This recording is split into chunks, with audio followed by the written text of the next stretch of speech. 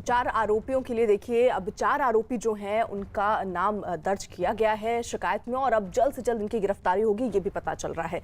देश में कोरोना का कहर थमने का नाम नहीं ले रहा है। स्वास्थ्य मंत्रालय के आंकड़ों के मुताबिक पिछले अगर 24 घंटे की बात करें तो कोरोना के रिकॉर्ड 4,03,000 से ज्यादा नए मामले सामने आए हैं। हालांकि एक दिन में 3 लाख से ऊपर मरीज ठीक होकर घर भी लौटे हैं, जो एक अच्छी खबर है। लेकिन कोरोना से मौत के आंकड़ों में कोई कमी नहीं आई है और बीते 24 घंटे में 4,092 मरीजों ने दम तोड़ा है। कोरोना संकट के दौरान ऑक्सीजन की कमी और दवाओं की कालाबाजारी से जूझ रहे देश के लिए एक अच्छी और राहत भरी खबर है।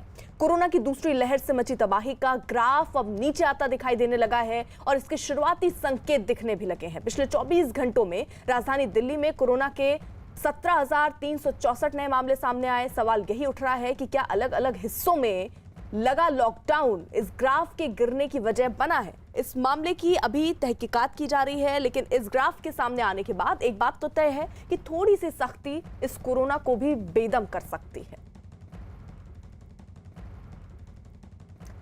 महामारी के संकट से जूझ रहे बिहार में मरीजों की बढ़ती संख्या के बीच रिकवरी रेट में बढ़ोतरी से थोड़ी राहत मिली है। बिहार में कोरोना मरीजों की रिकवरी रेट 2.3% बढ़ गई है। आज से राज्य में 18 साल से ज्यादा उम्र के लोगों को वैक्सीन लगाने का कार्यक्रम भी शुरू हो गया है, लेकिन राज्य में जारी बद इंतजामी और मुनाफाखोरी लोगों पर भारी पड़ रही है। ऐसे में राज्य सरकार ने शिकायत के बाद सीटी स्कैन का रेट तय कर दिया है।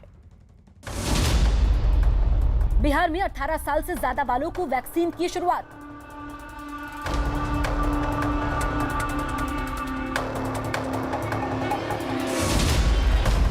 आपदा में मुनाफाखोरी भारी।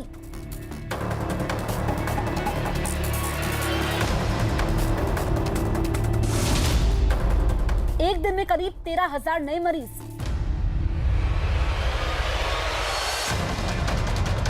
कोरोना के महासंकट से बिहार करहा रहा है।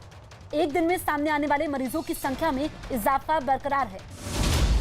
बीते 24 घंटे की बात की जाए तो यहां 13,000 के करीब नए मरीज सामने आए हैं, तो वहीं 76 लोगों की मौत हो गई, जिसके बाद राज्य में इलाज करवा रहे मरीजों की संख्या 1,12,976 हो गई। देश को महामारी से राहत पाने की एक बड़ी उम्मीद वैक्सीनेशन से है। वैक्सीन की कमी की वजह से बिहार में अब तक वैक्सीनेशन शुरू नहीं हो पाया था, लेकिन अब आज से 18 साल से ज्यादा उम्र के लोगों को वैक्सीन देने की शुरुआत हो गई।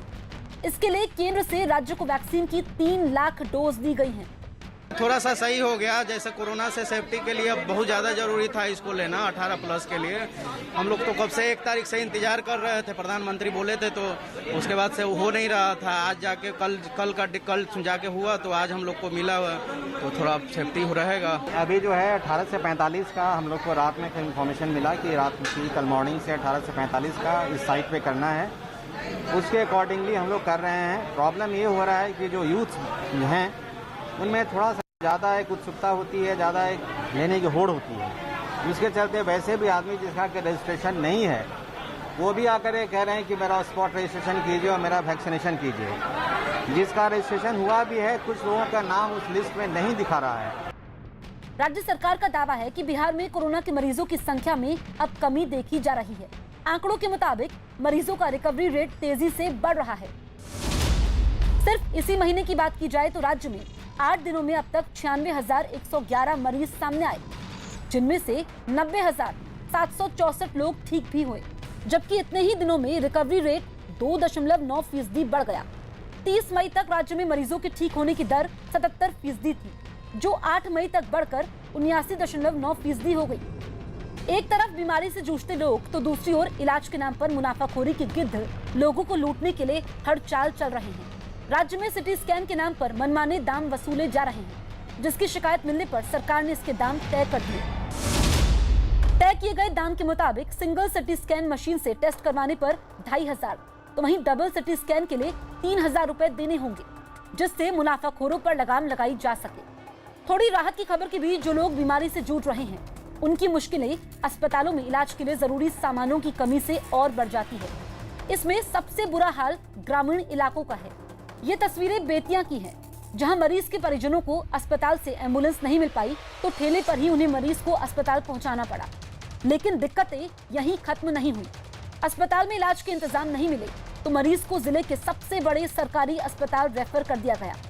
कंडीशन उसका ठीक नहीं है, उसका एस्टिमेटिव बहुत डाउन है। ठीक है, 4 दिन से सीधा रह रहा था, लोग चेक नहीं कराया। जब ज़्यादा सीरियस हो गया तो लोग लेके आए हैं, क्योंकि उनको अब आईसीयू की ज़रूरत है। यहाँ जितना हम लोग को ट्रीटमेंट करना है हम लोग कर दे रहे हैं, हम लोग उनको रेफर कर देंगे। सर, उन लोगों का आरोप है एम्बुलेंस नहीं मिला, जिसके कारण ठेले पे लाया गया है। इसके बारे में हम क्या कर सकते हैं? आम आदमी परेशान होता है तो उसकी उम्मीदें जनप्रतिनिधियों से होती हैं, लेकिन गया के लोगों की वो उम्मीद भी टूटने लगी। तो उन्होंने पूर्व मंत्री और विधायक प्रेम कुमार और सांसद विजय कुमार के लापता होने के पोस्टर लगा दिए।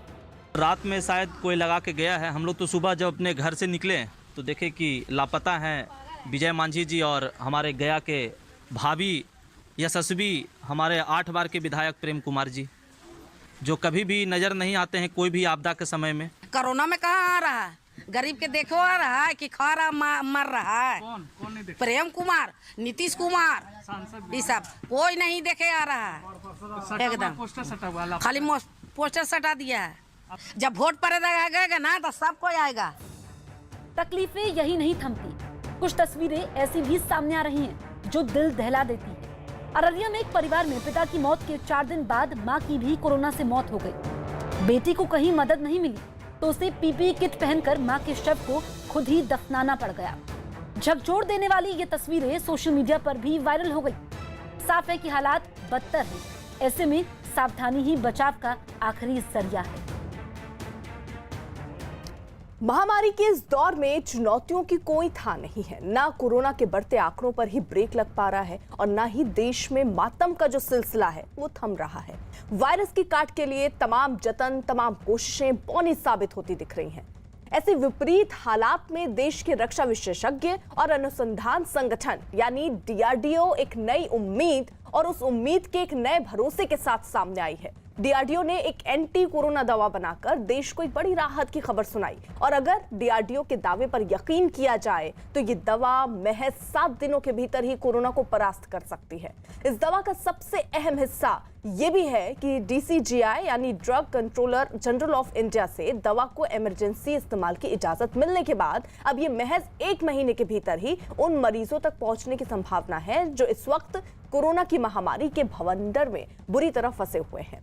इस दवा के बारे में सबसे खास बात यह है कि अभी तक जितने मरीजों पर इसको तजुर्बा किया गया सभी दावों के मुताबिक ठीक हो गए हैं।